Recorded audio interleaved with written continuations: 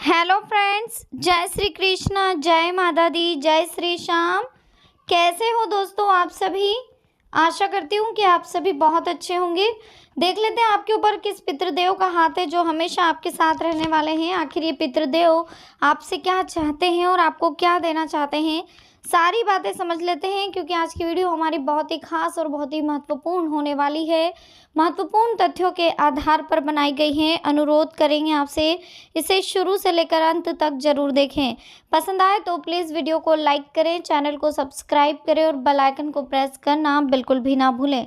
तो शुरुआत करेंगे बिना किसी देरी के हर हर महादेव का नाम लेकर।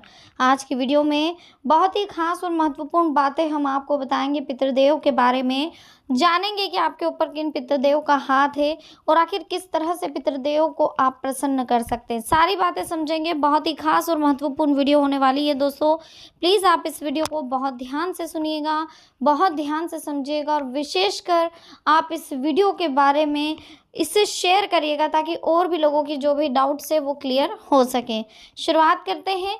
स्क्रीन पर देखिए, सबसे पहले आपको दो नंबर्स दिखाई दे होंगे, नंबर 1, नंबर 2। इन दोनों में से जो भी नंबर आपको अपनी तरफ अट्रैक्ट करे, आपको अच्छा लगे, आपको पसंद आए, आप उसे चूज़ कर ले। उसके बाद हम देखेंगे कि क्या लिखा है, आपकी किस्मत में क्या देना चाहते हैं पितृदेव, किस तरह से उनका आशीर्वाद आपके ऊपर है। फर्स्ट नंबर की बात करें, जिन्होंने भी पहला नंबर चूज़ करा है, आपके लिए देख लेते हैं क्या कह रहे हैं पितृदेव। पितृदेव आपसे कहना चाहते हैं कि बहुत जल्द आपकी ज़िंदगी में बहुत बड़ा बदलाव होने वाला है। बहुत सारी कंडीशंस चेंज होने वाली, फाइनेंशियल कंडीशन में काफ़ी ग्रोथ होने वाली है। ये आपके घर के ही पूर्वज है, या आपके घर के ही पितृदेव हैं, या आपके परदादा परनाना हो सकते हैं जो आपसे बहुत प्रसन्न हैं और जो हमेशा आपको खुश देखना चाहते हैं, जो कभी आपका बुरा नहीं चाहते। ये आप ही के कुल के बड़े बुजुर्ग हैं जो आपको आशीर्वाद दे रहे हैं कि आपको आपके घर की सारी खुशियां मिले, जीवन में आप कभी कोई टेंशन ना ले, जीवन में हमेशा सुख समृद्धि आपको मिले।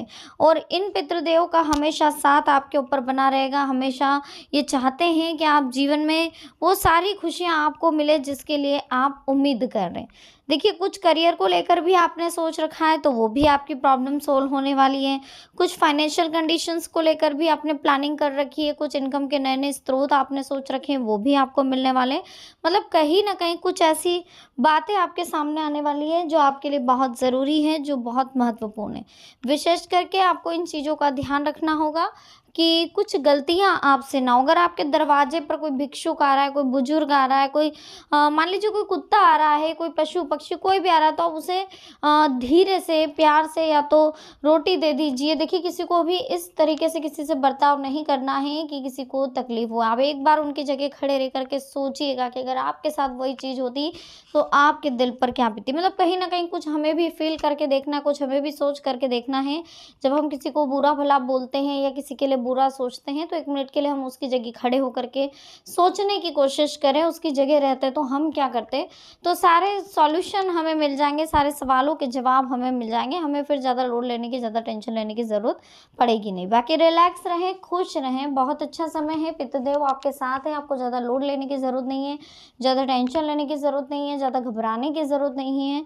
हमेशा सब सच और सब अच्छा होता हुआ दिखाई दे रहा है। पूरा पूरा सपोर्ट आपके साथ है और हमेशा कंडीशंस ऐसी दिखाई देगी आपको कि पितृ हमेशा आपका सपोर्ट करेंगे और आप कहीं ना कहीं उनकी इन बातों को समझेंगे और जीवन में हमेशा आगे बढ़ने पर आपका जो है कंडीशंस आपकी होनी चाहिए, हमेशा आगे बढ़ते रहें। घर में अभी 3 सालों के बीच अगर किसी की मृत्यु हुई है या इसके आसपास भी किसी की मृत्यु हुई है, कोई अधोगति से गया है या इस बीच किसी की ऐसी मृत्यु हुई है जिनका अंतिम संस्कार भी नहीं हुआ है, तो कहीं ना कहीं उनके लिए आपको श्राद्ध करना चाहिए, क्योंकि ये लोग आपको हो सकता है परेशान करो और आपको पितृदोष लगे। इस बीच पीपल के पेड़ पे हर शनिवार के दिन आपको जल चढ़ाना है। जल में कच्चा दूध मिला करके हर शनिवार के दिन सुबह जल चढ़ाएं और संध्या के समय सरसों के तेल में काली तिल डाल करके दीपक लगाएं। इससे भी अगर आपके जीवन में पितृदोष होगा, आपके कुंडली में पितृदोष होगा, आपके घर परिवार में किसी को भी पितृदोष होगा, तो उसके हाथ से आप ये उपाय जरूर कराएं। इससे पितृदोष बहुत जल्द खत्म होगा। श्राद्ध पक्ष में ऐसा आप प्रतिदिन कर सकते हैं। जब तक श्राद्ध चल रहे तब तक आप पीपल के पेड़ पर कर सकते हैं। इस बीच शनिवार का वैसे ज़्यादा महत्व रहता है, तो गुरुवार को छोड़ करके बाकी सभी दिन आप ये उपाय ज़रूर करें। और इतना ध्यान रखें दोस्तों कि पितृपक्ष में आपके पितृ हमेशा यही चाहते हैं कि वो आपका पूरी तरह से सपोर्ट करें, पूरी तरह से आपको आशीर्वाद दें, लेकिन उसके लिए कहीं न कहीं हमें उन्हें प्रसन्न करना होगा, उनकी बातों को समझना होगा, उनकी बातों को जानना होगा। तो आप अगर रोज़ धूप ना दे पाएँ तो एटलीस्ट आप अमावस्या के दिन, पूनम के दिन ज़रूर धूप दें। पूनम तो अब निकल चुकी है, लेकिन अमावस्या विशेष करके आ रही है इस दिन। 16 ही दिन अगर आपने नहीं दी है तो आप अमावस्या के दिन धूप ज़रूर दें। धूप देना बहुत ज़रूरी है दोस्तों। इस बीच आपको यह भी ध्यान देना होगा कि जीवन में जो होता है अच्छे के लिए होता है, और हमेशा ईश्वर की कृपा बनी रहेगी आपके ऊपर आशीर्वाद ईश्वर का बना रहेगा, पितरों का आशीर्वाद बना रहेगा। अभी जो आपके पितृ हैं वो दादा परदादा के हैं, जो आपको आशीर्वाद दे रहे हैं, जिनका पूरा पूरा आशीर्वाद आपके ऊपर है, वो आपकी रक्षा भी कर रहे हैं। लेकिन इस बीच आपको ध्यान रखना है कि कुछ ऐसे भी हैं जो कहीं ना कहीं अधोगति से शांत हुए, या जिनकी मृत्यु इस प्रकार से हुई है, तो उनका विशेष करके आपको ध्यान रखना, उनके लिए श्राद्ध आपको ज़रूर करना। अगर किसी की तिथि आपको नहीं पता है तो अमावस्या के दिन आप तर्पण जरूर कराओ, और सभी प्रकार के तर्पण कराने के बाद में सभी तरह से आप उन्हें आशीर्वाद दें, उनका आशीर्वाद आपको मिले, ऐसी कामना आप करते हुए धूप करें। और इस बीच आपको ज़रूरतमंदों की मदद करनी है, जीवन में सभी की मदद करनी है, और हमेशा आपको जीवन में हेल्पफुल पर्सन रहना है। हमेशा जब जिसको आपकी ज़रूरत पड़े बस आप मौजूद हो जाए, इस बात का विशेष ध्यान रखिएगा। और साथ ही पितृपक्ष में भूल कर भी घर में गंदगी ना फैलाएं। और जहाँ तक जो आपके घर में आदत रहती है कि आप कहीं का सामान कहीं रख देते हैं, तो उन चीज़ों का विशेष ध्यान रखें। घर के द्वार पर जूते चप्पल बिखरे हुए नहीं होने चाहिए। मुख्य द्वार के जस्ट सामने की जगह खाली होनी चाहिए, वहाँ पर कोई इस तरह के बिखरा हुआ कुछ भी सामान ना पड़ा हो जिससे कि पितरों को घर में आने में दिक्कत आए। वो हमेशा हमें आशीर्वाद देने के लिए ही घर पर पधारते हैं। पीने के पानी के परिंदे के पास संध्या के समय डेली आप दीपक लगाएं। दीपक में आप लंबी बत्ती का प्रयोग करें, पितरों के लिए लंबी बत्ती का प्रयोग विशेष माना गया है। और डेली आप हो सके तो परिंदे के वहाँ पर पे दीपक लगाएं, और हमेशा जीवन में सच बोले, सत्य का साथ दे। ईश्वर की कृपा आपके ऊपर बनी रहेगी। बिल्कुल लोड ना ले, टेंशन ना ले, रिलैक्स रहे और हमेशा खुश रहने की आदत डालें। जिस तरह से जीवन में हमेशा हमें खुश रहना चाहिए, पैनिक नहीं होना चाहिए हर बात के लिए, उसी तरह से ईश्वर की कृपा पाने के लिए हमें सत्य मार्ग पर चलना चाहिए। सत्य के मार्ग पर चलते हुए ईमानदारी के साथ, सत्य वचनों के साथ हमें अपने काम की ओर कंसंट्रेशन करना चाहिए। कौन सा भी काम करें लेकिन लक्ष्य आपका एक होगा, और कंसंट्रेशन भी आपका होना बहुत ज़रूरी है, क्योंकि जब आप इंटरेस्ट से काम नहीं करेंगे तो उस काम में आपको सफलता बिल्कुल नहीं मिल सकती, कोई चांसेस ही नहीं है सफलता मिलने के। ठीक है, तो सबसे पहले आपको इंटरेस्ट से काम करना है। पितरों का आशीर्वाद आपके साथ है, आपके दादा परदादा उनकी ओर से आपको आशीर्वाद प्राप्त है। और कहीं ना कहीं कुछ लोग हैं जो अड़चने लगाते हैं, कुछ लोग हैं जो आपको परेशान करने की कोशिश करते हैं। कभी कभी आपके घर में बहुत सारी ऐसी चीज़ें हो जाती है जो कई बहुत ज़्यादा मतलब प्रॉब्लम क्रिएट करती है, तो कहीं ना कहीं इन चीज़ों का आपको थोड़ा सा विशेष ध्यान रखना है। समय की वैल्यू को समझना है। जब तक आप समय की वैल्यू नहीं समझेंगे, कहीं ना कहीं आपको जीवन में प्रॉब्लम ही प्रॉब्लम दिखाई देगी। तो सबसे पहले आप समय की वैल्यू को समझें। हमेशा अच्छे कथन, अच्छे विचार रखें अपने, बाकी जो होगा आगे जा कर के अच्छा ही होगा। और लाइफ में हमेशा खुश रहने की कोशिश करें, कंसंट्रेशन बनाने की कोशिश करें। लक्ष्य में हमेशा ये ध्यान रखें कि चाहे किसी भी तरह की बाधा आए, चाहे कोई भी कंडीशन हो, लेकिन हमारा लक्ष्य नहीं बदलेगा, हमारा कंसंट्रेशन भंग नहीं होगा, तब जाकर के आपको जीवन में सफलता हासिल होगी। ईश्वर की तरफ से परीक्षा आपकी हर कदम पर ली जा सकती है, हर कदम पर आपको परीक्षा देनी पड़ेगी, लेकिन आप हार ना माने, बस इस बात का ध्यान रखें। सेकंड नंबर की बात करें, जिन्होंने भी सेकंड नंबर चूज़ करा है, तो आप ही के घर के पितृदेव हैं। ये कहीं ना कहीं आपके साथ कुछ ऐसी कंडीशंस हो गई थी जो सपोर्ट नहीं कर पा रहे थे, कुछ दोष आपके ऊपर थे, अब वो धीरे धीरे दूर हो चुके हैं। तो कहीं ना कहीं ये आपका पूरी तरह से सपोर्ट कर रहे हैं। अब फाइनेंशियल कंडीशन में भी आप आगे बढ़ने वाले हैं, जीवन में करियर में बहुत उन्नति करने वाले हैं। कौन से, देखिए धार्मिक मान्यताओं के अनुसार तो पितृपक्ष में मृत्यु के देवता यमराज पितरों को मुक्त कर देते हैं, ताकि वे वंशजों के यहाँ जाकर तर्पण ग्रहण कर सके। पितरों की फोटो लटकाएं नहीं। वास्तु के अनुसार घर में पूर्वजों या पितरों की तस्वीरों को लटकाना नहीं चाहिए। ठीक है। इस बीच और भी कुछ बातें हैं जो हमको समझनी होगी, जाननी होंगी। अक्सर लोगों के घरों में आपने तस्वीरों को देखा होगा। लोग अपने पूर्वजों का आशीर्वाद प्राप्त करने के लिए उनके देहांत के बाद उनकी तस्वीर या फोटो घर पर लगाते हैं।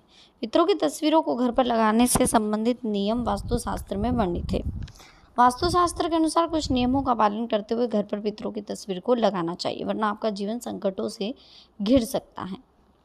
तस्वीर लगाते समय देखिए किन बातों का विशेष ध्यान रखना है। घर में पूर्वजों पितरों की तस्वीरों को लटकाना नहीं, इसे लकड़ी के स्टैंड पर हमेशा रखना चाहिए। घर पर पितरों की बहुत सारी तस्वीरों को लगाने से बचे। पितरों की तस्वीर को उस जगह पर नहीं लगाएं जहां सभी की नज़र पड़ती हो। कहते हैं कि मृत व्यक्ति की तस्वीरों पर नज़र पड़ने से नेगेटिव ऊर्जा का संचार होता है। अक्सर लोगों को जानकारी ना होने के कारण वे पूजा स्थल पर ही पितरों की तस्वीर रख देते हैं। शास्त्रों में पितरों का स्थान भले ही उच्च है, लेकिन पितरों देवताओं का स्थान अलग है। ऐसा करने से व्यक्ति के जीवन में उसे दुखों का सामना करना पड़ता है। पितरों की तस्वीर को बेडरूम, घर के बीचों बीच, रसोई घर में नहीं लगाएं। ऐसा करने से गृह कलेश होता है, परिवार के सदस्यों के बीच अनबन बनी रहती है। पितरों की फोटो को जिंदा व्यक्ति की फोटो के साथ नहीं लगाना चाहिए। ऐसा करने से जिंदा व्यक्ति की आयु कम होती है। फोटो हमेशा उत्तर दिशा की दीवार में लगे।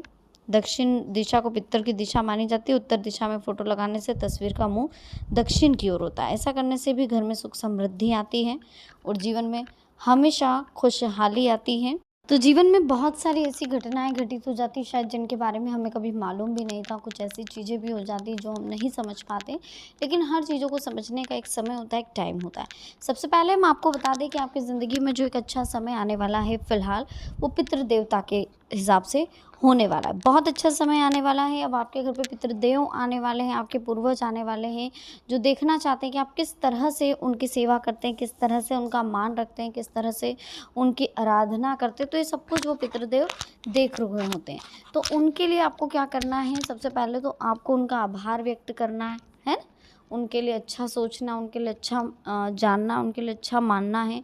जीवन में हमेशा अच्छी अच्छी बातें करनी है और हमेशा पॉजिटिव नेचर रखना है। सबके लिए अच्छा सोचना। कोई ज़रूरतमंद आपके दरवाजे पर आ रहा है तो उसकी मदद करनी है। क्या पता हमारे पितृ किस रूप में आ जाए। हो सकता है किसी भिखारी के रूप में आ जाए, भिक्षुक के रूप में आ जाए, हो सकता है चींटी के रूप में आ जाए, हो सकता है पशु पक्षी के रूप में आ जाए, हो सकता है जानवर के रूप में आ जाए, किसी भी रूप में आ सकते। तो हमें इस बीच किसी का भी अपमान नहीं करना है, किसी को भी चिल्ला चोट नहीं करना है, किसी से भी नेगेटिविटी में बात नहीं करनी है।